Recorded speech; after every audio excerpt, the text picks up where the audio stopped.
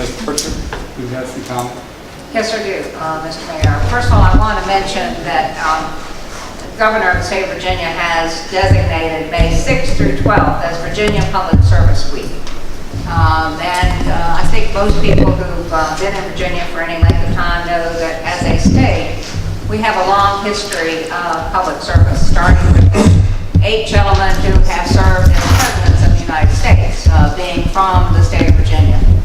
Earlier this evening in some of the comments, reference was made to town employees and their compensation. I would just tell you that we have, for the most part, non-competitive salaries that is causing us to experience frequent turnover, particularly to the private sector as it relates to our public works employees, and also to our law enforcement personnel who are able to be trained here, go off to school for 8 months, and then get gobbled up by a neighboring law enforcement agency making considerably more than we have been able to offer. So it is critical in my mind, and I believe that of the council, that we need to take some steps to make our salaries more competitive, but the increase that is being recommended here in no way closes that gap.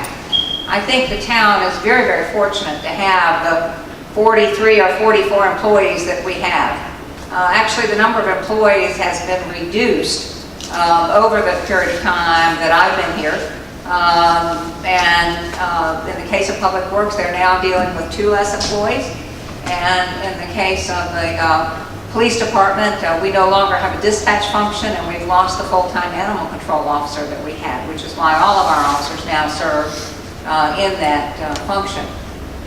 Day in and day out, I believe you will find that for the most part, Clifton Forge town employees are very, very dedicated, very hardworking, and I don't know how some of them do the jobs they do for the compensation that they have received. I would hope that Leanna's doctor's not watching or listening tonight, because Leanna had surgery 4 weeks ago, was told to stay home, and she has been coming in a minimum of 2 hours a day so that this budget could be prepared and be before you tonight.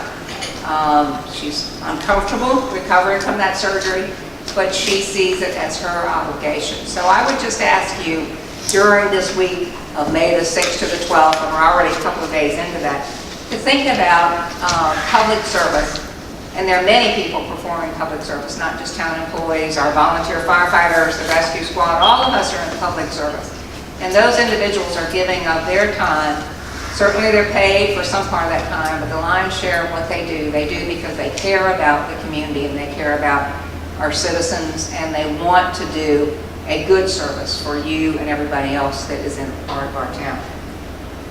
Would also mention, and that's my soapbox speech for tonight, folks, would also mention that on June the 12th, which is our first meeting in June, we will have a fairly significant presentation on the dam project. It was mentioned tonight, but as we get ready to put that project out for bid, it's about a 10-month construction project. We want the community to know and understand and appreciate what's involved with that. And so we do have the consulting engineers who will be here with us that evening. Would also mention that we had not as good attendance as I would have liked, but we had a great open house for Mr. Huff's project down in the old rail yard. He indicated to the group that he has invested over $2 million thus far in that project and has further plans and will be doing more down there with additional businesses. That's something that's very good for our community, and I think will reap some significant financial benefits in the future if we give him and others time to finish that project. And would also just finally mention that I know people have been complaining about potholes. Some of these are not potholes, they're actually depressed areas around manholes. But we are looking at all of those. The Public Works people have been doing some paving, and we'll be having Allegheny Asphalt in doing some paving for us as well in areas where we're not able to do it. So please bear with us. Yesterday, Jefferson Avenue was closed for 1 block, and I know there were very frustrated people, but the route is much smoother today as a result of that. So sometimes with progress, there's a little bit of pain, but we are getting around to as many of those as we can as quickly as we can. And that's it, Mr. Mayor. Thank you very much.